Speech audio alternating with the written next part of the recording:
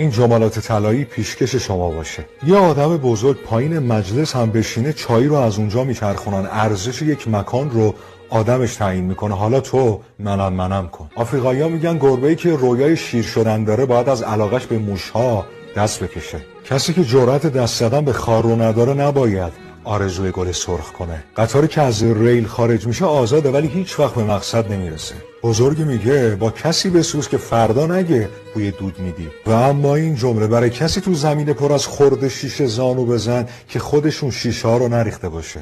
واسه گوش دادن به صدای پرنده ها قفس نخر، درخت بکار. عیسی تونست مرده رو زنده کنه ولی نوح نتونست ذات پسرش رو تغییر بده. مرده زنده میشه ولی ذات بد نیکو نگردد، چون که بنیادش بد است. و اما حقیقت تلخ، 100 قدم اگر راست برداریم هیچ کس نمیبیند، هزاران نگاه منتظر یه اشتباه ماست.